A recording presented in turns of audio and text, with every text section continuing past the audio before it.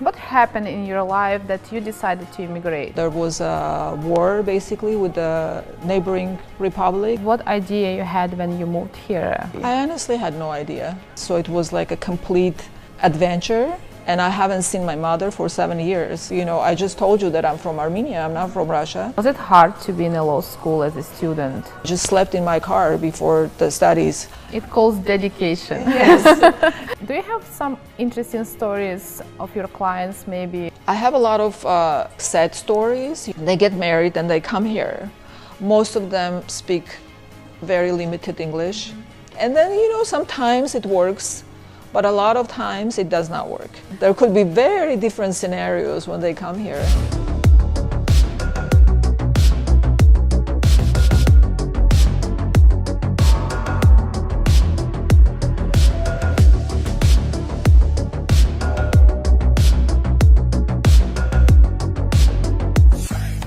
One of the highest paid professions in America is a lawyer. Having a good attorney is 90% of the success of your case. That is why our guest today is an immigration lawyer. Please welcome an immigrant from Armenia, Anna Danielian.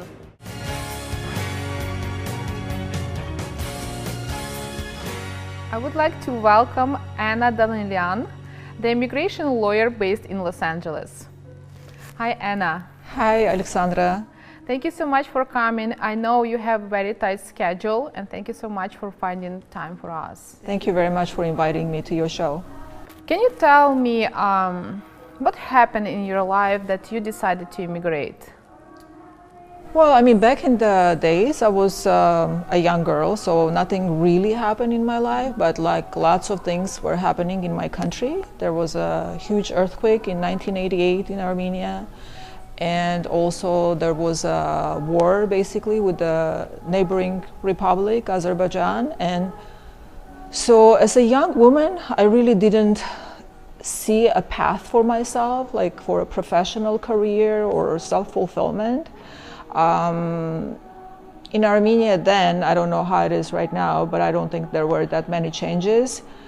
Women after age of 20 were basically expected to get married and become mothers. And as far as their professional careers, there was never really that much of a focus on that. And I think as of recently, you know, it's changing, but it's changing very slowly.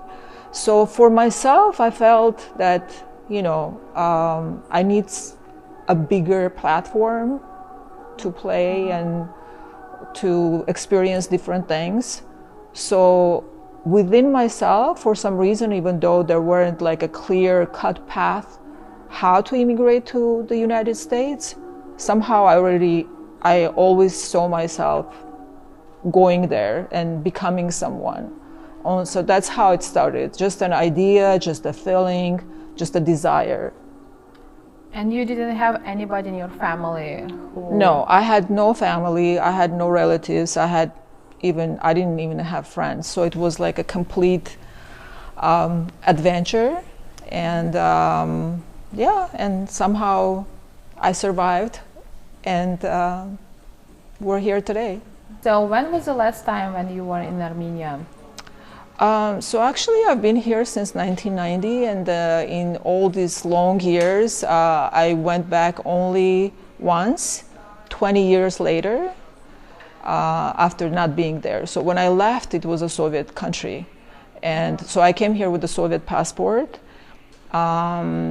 And then, you know, like for 7 years I actually didn't have documents myself, because I came here just with a B1 business visa. I mean, it's a visa that allows you just short business activity. And I was supposed to be sponsored by a company for work, but that company never really took off. It was also some kind of an adventurous idea that this man had. So yeah, he invited like a lot of women from Russia and also men for a certain project that he had in mind. And then when it didn't take off, he just said, okay, you know, like I can buy you a ticket, you can go back or you can stay. So obviously most of the people stayed because It was the time of big upheavals in Soviet Union. Like a lot of republics were undergoing changes, and then they were becoming independent, and there were a lot of wars and a lot of conflicts going on. So most of the peoples decided to stay, and I stayed. And yeah, eventually I met a man, but he only had a green card, so I couldn't get a U.S. citizenship. So even though I wasn't illegal per se, I wasn't allowed to leave the country or start, like studying or anything like that. So it took a long time for me to become legal, and that's why, my slogan on my law firm, it says that I'm a formerly undocumented immigrant who turned into an immigration lawyer. What did you do back in your country? I just studied. I studied literature. Yeah. And what idea you had when you moved here? What you wanted to be, who you wanted to be? I honestly had no idea. Yeah, I just came here. It was like completely clean slate. I mean, of course, I had different ideas. Like I wanted to make movies. I wanted to. I always wanted to write. And be some kind of a writer. So like one of my dream professions was to be a foreign correspondent, like to travel in different countries and report. So of course, like I came to the U.S. and no one wanted me to report anything. But so I was looking at those type of positions, but. As you know, if you're an immigrant, I don't know if you know if you are an immigrant, I don't know your personal path, but if you don't have documents, your options are very limited. So you can only take whatever comes your way. And in a way, my profession also just came my way in a very casual way because I was just looking for a job. So you became the immigration lawyer because of your status. You wanted to know more. No, so as an immigrant, I was just looking for a job, and it's very interesting because there is a building here on Sunset and Vine that was like the first building where I started working, but it was a modeling agency. So I started my career here as just an office assistant at a modeling agency. And it's right here. And I remember as a very young immigrant, running errands for this company because, they were sending me to the photographer studio to get, prints and stuff. And I remember I was walking the streets of Hollywood and, back in the days, it was pretty dingy, even dingier than it is right now. And I was like, am I really in Hollywood? Is this really the Hollywood that they show in the pictures? Because I was seeing the stars under my feet, but at the same time, everywhere was, not glamorous, to say the least, right? So, so I was wondering about that, but then I learned that, it is Hollywood, and Hollywood is not exactly how it is in the pictures or... and then I had to end that job, and I was just looking for another job, and then I saw an ad in the paper, and I went to see these lawyers. They were in Century City, and they were 3 Russian lawyers that wanted to create this partnership in order to represent successful Russian businessmen, because at that time the idea of working with Russia was very hot, unlike as it is right now, because right now it's the relationship between the two countries have cooled down, to say the least. Back in the days, in the 90s, it was actually like quite an attractive idea to many people to have investments and work with Russian businessmen, and so they wanted to have an office assistant. And I went there, and then they talked to me, and for some reason, instead of talking about the law, this one of the partners talked to me about movies. And since we were both fans, so we got along very well. And they offered me a job, even though at that time I didn't know computers, I didn't know how to type. Like I didn't really, I wasn't prepared for the office job. Was this job in English or in Russian? Yeah, of course, yeah. So it was an office legal assistant. Okay. Yeah, so they were planning to train me, and then that's how I started my training, because as they wanted to represent Russian businessmen, they needed to do employment visas for them, L1 visas, and then so they teach me how to do them, and then so I started like learning about immigration law very slowly, hands-on. And immigration law is the type of law that you don't really learn in school. So even if you go to Harvard and then you graduated from a very prestigious university, you don't learn. If they teach immigration law, that would be just like one semester selective subject. Yeah. So it's one of the subjects that you can only learn if you have actual experience. And in my case, that's how it happened. So I was just a legal assistant, and I was just learning how the law works in practice. And it took me a long time to actually come to an idea that I will become a lawyer, because, you know, as an immigrant, you take the job and then you think like, oh, what's next for you, you know, and then figure things out. But then also as an immigrant, you look for stability, right? So you don't have the luxury to just quit your job and just go try something else. But so in a way, for me, the way it worked, that I was mostly like daydreaming about the things that I wanted to do, like, you know, make films or, you know, be a journalist. And I kept acquiring experience until, you know, I reached a certain age. And then a friend of mine who was a lawyer, he said, listen, you already work as a lawyer without a license. Why don't you just go and, you know, get an education and become a proper lawyer? And, you know, I thought about it. I mean, it was, of course, like very challenging decision. The first female lawyer in US history was from Iowa, named Arabella Mansfield. She was the first to sue the state bar in order to sit for its bar exam, a privilege that has been exclusively reserved for males. Wait, you said you met a guy, he had a green card, right? Yeah. So did you marry him? Yes. You guys married, but his status didn't allow you to get... Not right away, but in 7 years. So in 7 years, I became fully, you know, a resident. Can you explain how it works? Yeah. So he had a green card. Yeah. And you had a... What visa you had? You had B1? B1. B1 visa. And you married him. So what happened after that with your status? Yeah, so back in the days, the law was different, so you couldn't really adjust your status through a legal resident.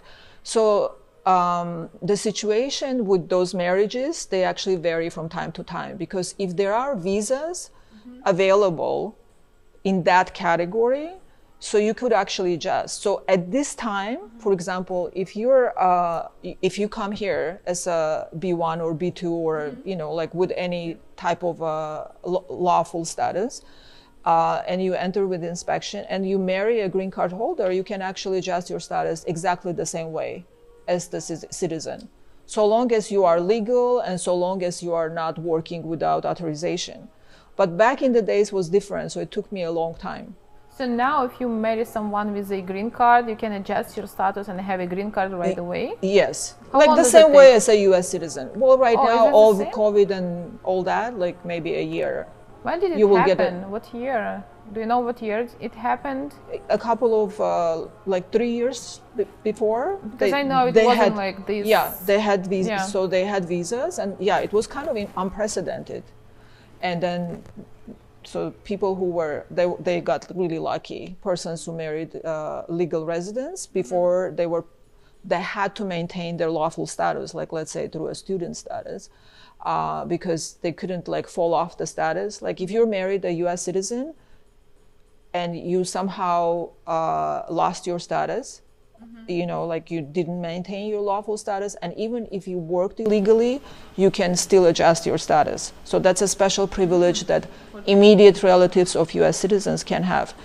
With the green card holders, there was also a long waiting time involved. But right now you can actually just marry and adjust the same way, so long as before filing your documents you maintained your legal status and you did not work illegally.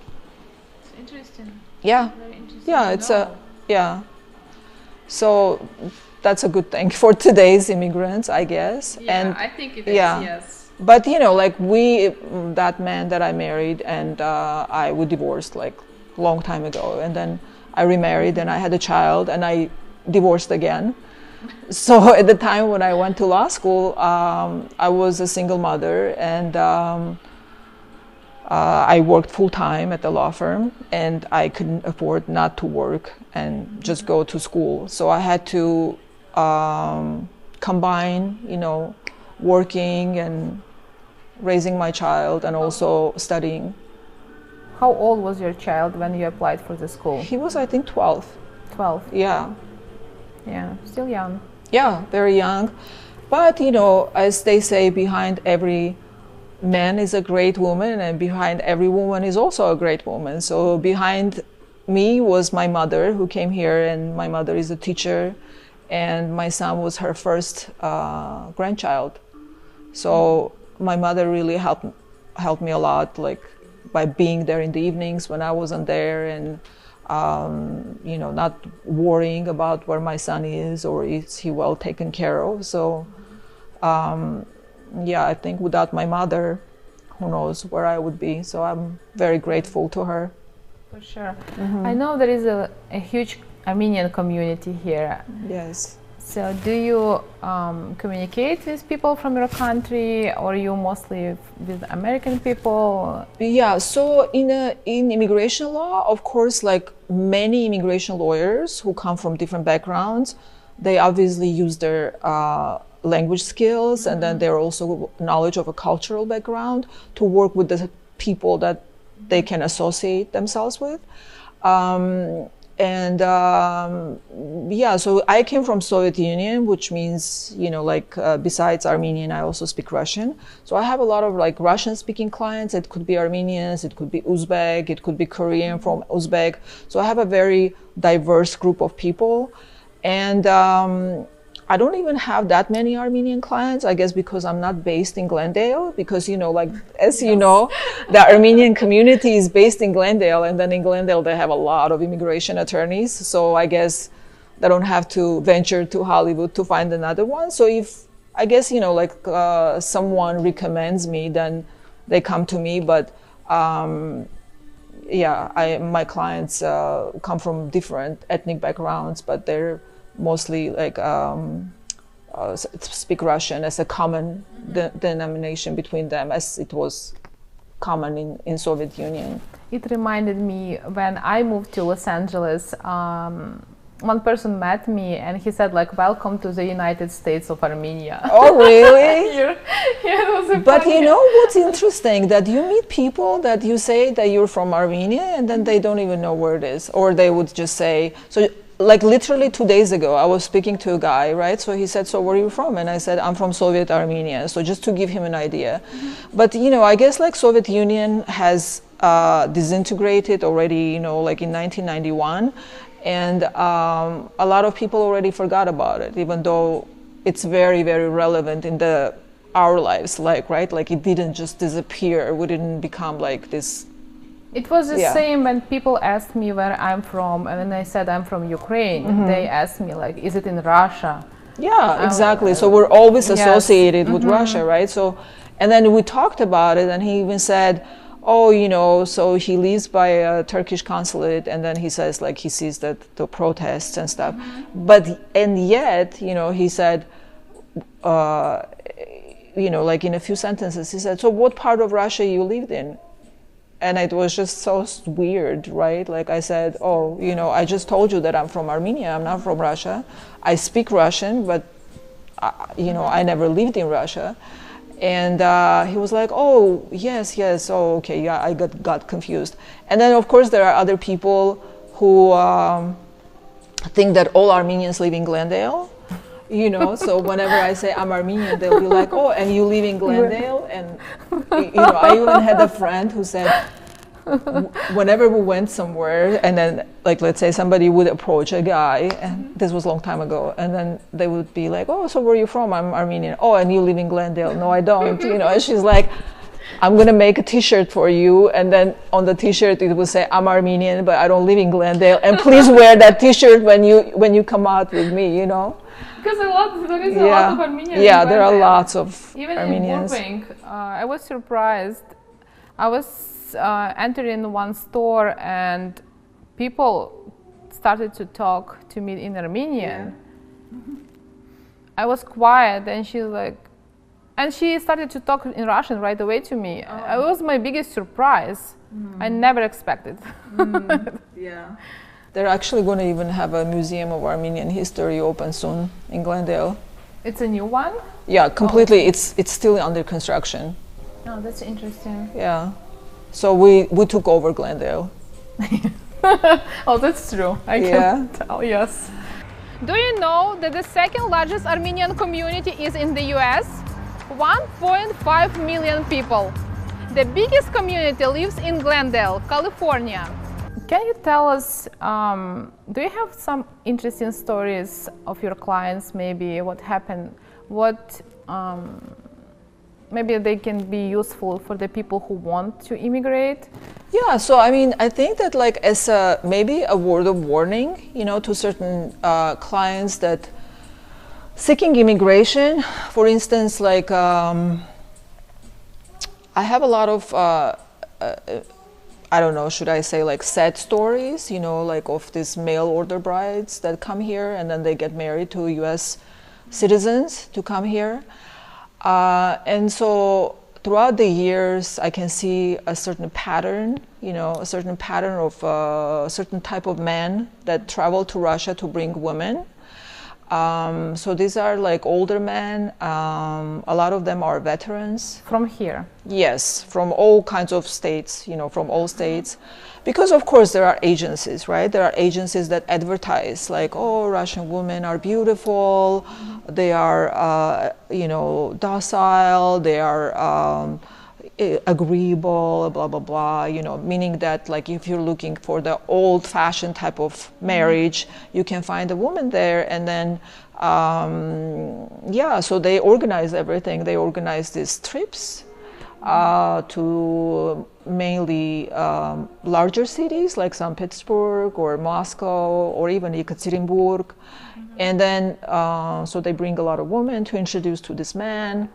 And a lot of women, because, you know, like their own personal situations, because they're divorced or they're of a certain age and they don't see options for themselves in their own country, they are not prone to really look into details, like to really understand if this is their soulmate or this is like a companion or true partner or whatever. So they're actually, you know, very quick in their decisions, right? So they get married and they come here. Most of them speak very limited English. So they think that they can communicate in the language of love and then they can understand each other, right? And then, you know, sometimes it works, but a lot of times it does not work. So a lot of times they end up with very controlling men that they want to control every aspect of their lives. Also one thing that shocks, you know, like these brides, because they expect this man to be their knights in shining armor and take care of them and make their lives this, you know, fairy tale where they're going to come and they're going to live like in one of those American films, right? Yeah, I just want to say that's what they see it in the TV, right? Like beautiful American dream. And then, you know, exactly, they have this house and da-da-da, and then they come, and oftentimes the pictures that these men show, they're very deceiving. And then they end up in some kind of a shock that is filled with stuff, and then this man doesn't even want to allocate like any amount of money for household expenses. Like one woman was saying that she can't even buy a shampoo because her husband would say that it's too expensive, the shampoos that she chooses. Sad. It's very, very sad. And the other thing is like they always blame them, you know, like that. I mean, they tell them that they're a burden because they're an extra expense to them, but at the same time they don't want them to study or work. So they don't want them to become independent because they understand that once this woman is going to become independent, she's going to flee this kind of a cage that they create for them. So of course, like my advice to this woman would be to, you know, to look into the maybe social accounts of this person, to have serious conversations. Even if their English is limited, they could maybe use a friend, you know, and then they really should look into it. And then, you know, like there are this series, I forgot where they run, I think on Hulu, the 90 days Fiancée. So there are lots of stories that they can look and then kind of have an idea that, you know, there could be very different scenarios when they come here. Did you know that there is a world of dating agencies that have psychologists, therapists, etiquette training and self-help courses, all geared toward the question of where to meet and how to keep foreign husbands? Yeah, I worked on this show. Oh, you did? Yes. Oh my God, I didn't even know. And I was surprised. Did you have fun with all the characters? I didn't have to have fun. I had some. Yeah. But I was surprised how many Ukrainian women I met. Yeah. And it was and a some lot of them drama, are young actually. too, right? Very young. And some of them very young, yeah. So that's the difference between the show's characters and my clients. Mostly, you would say these are women over 45. I think the biggest problem, you know, when all it started, our women, they have expectations, big expectations for their local men, and the men, they didn't know about it. Yeah, exactly. So there is a disconnect.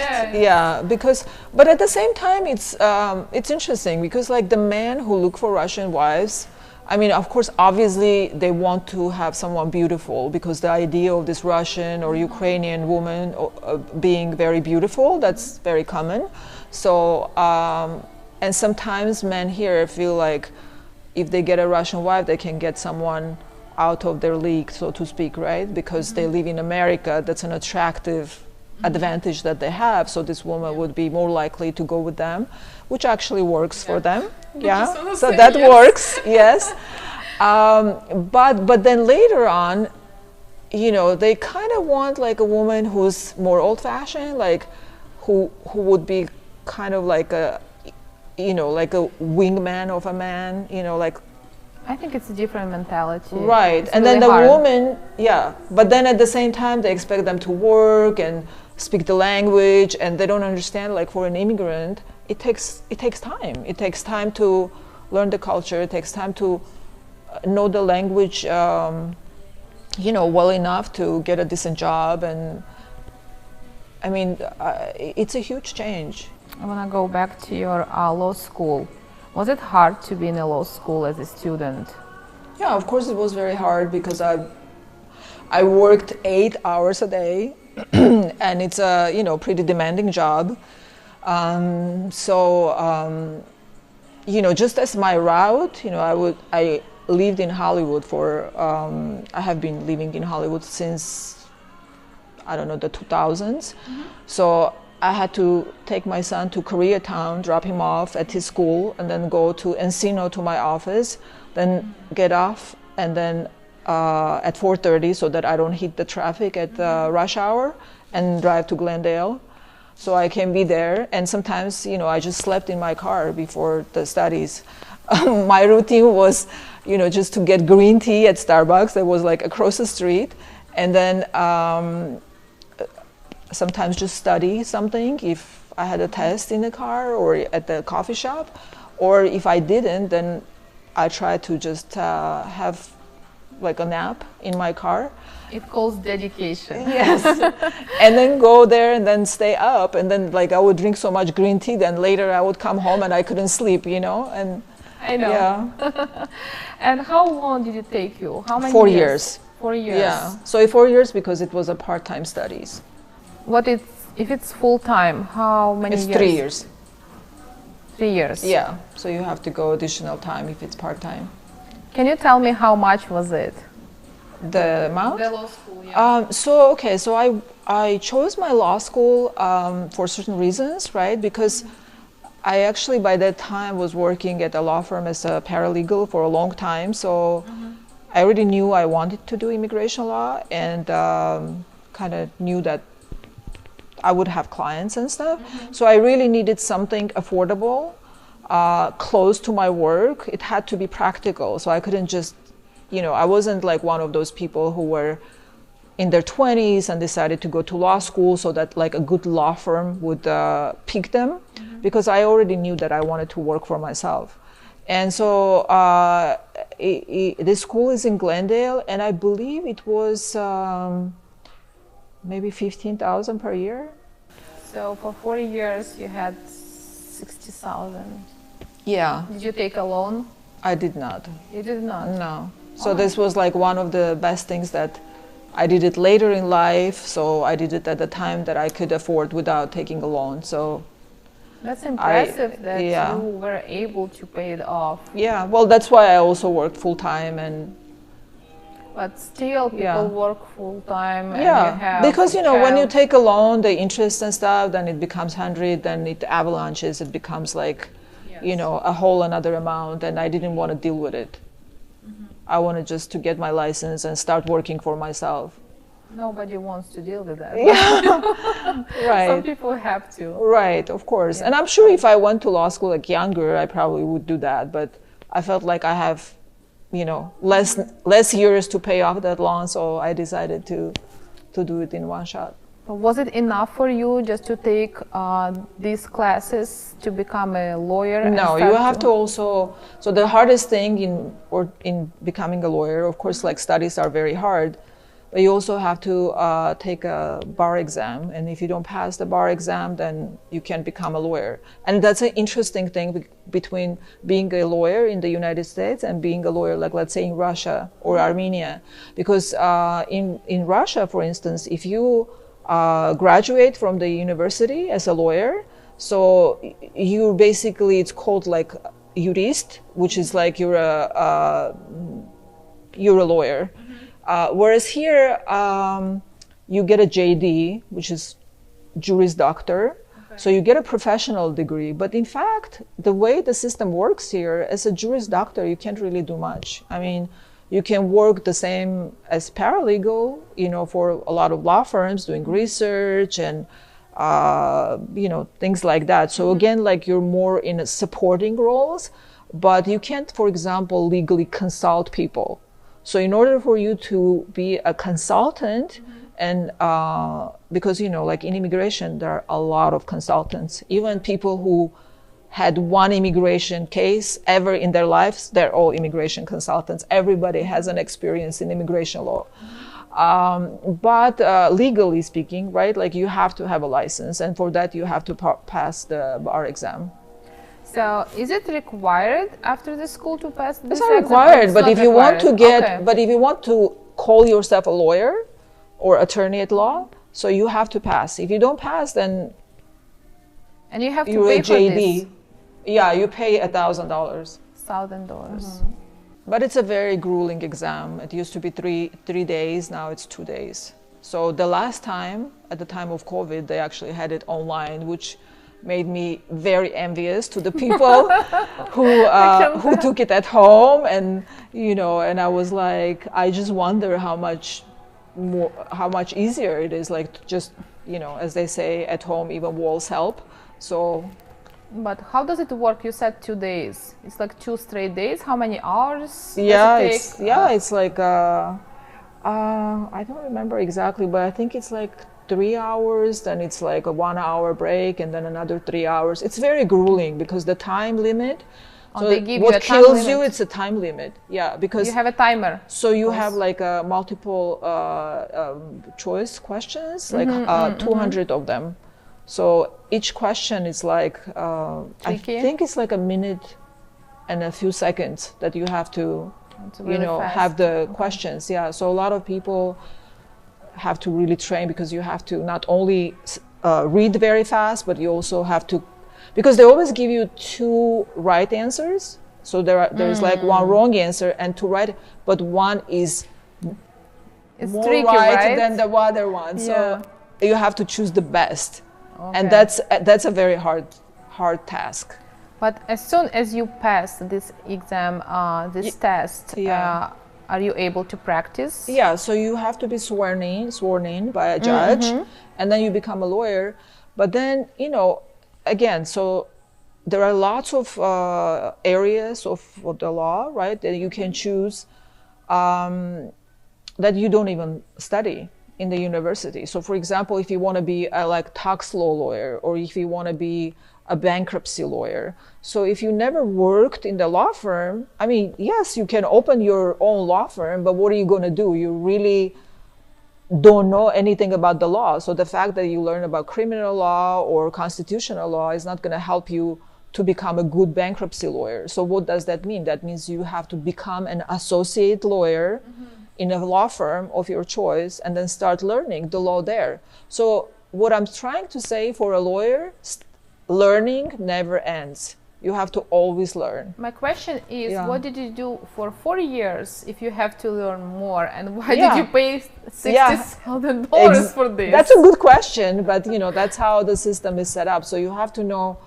all laws that are out there, right? Like a property law, constitutional law, criminal law.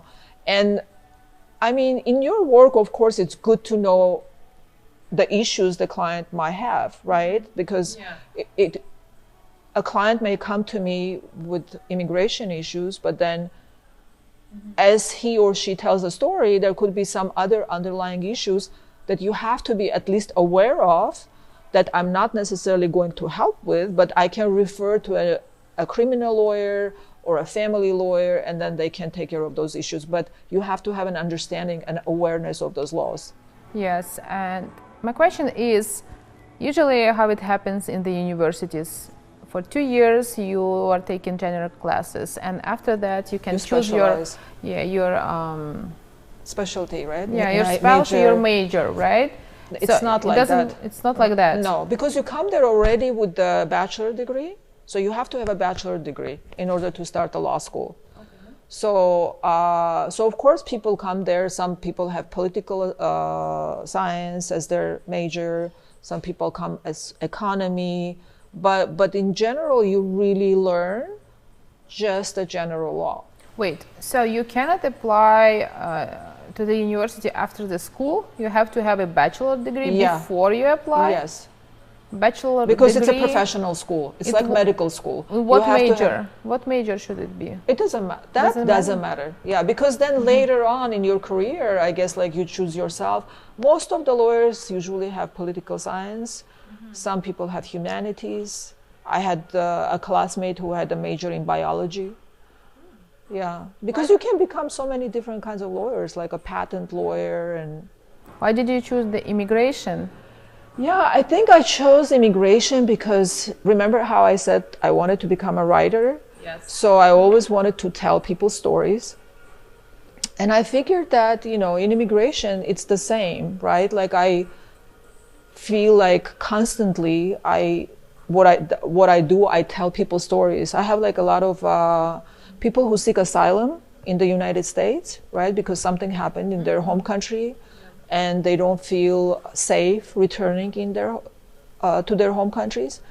And so when I present their stories, it's telling a human story. When you go to court with your client, it's telling a human story.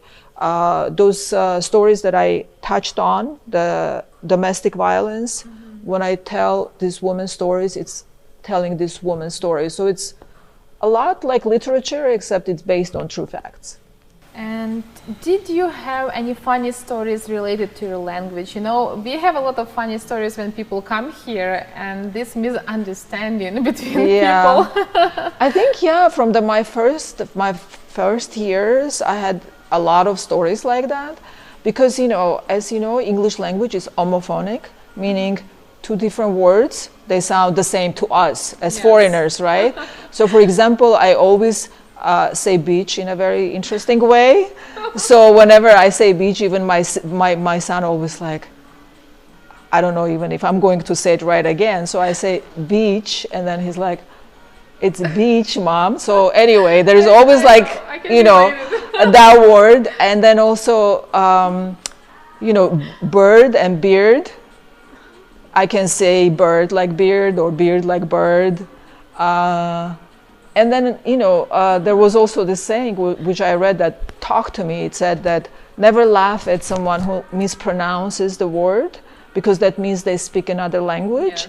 So that word for me was vague, you know. So I remember I was speaking to someone and I said, well, what you said is rather Wagyu. And then he was like, what? And he said, do you mean vague? And I'm like, vague. Okay, so that's how it's pronounced. Okay, so because that's, yeah, and I never forget that. Yeah, I mean, I saw right? Wagyu and I'm like, okay, Wagyu. So that was probably the most memorable. Thank you so much. And thank you. It was a pleasure meeting you and talking listening to you. my stories. Of course, you know, it's a lot of information, good information. Thank you so much, and I wish you best of luck in your practice. Thank you.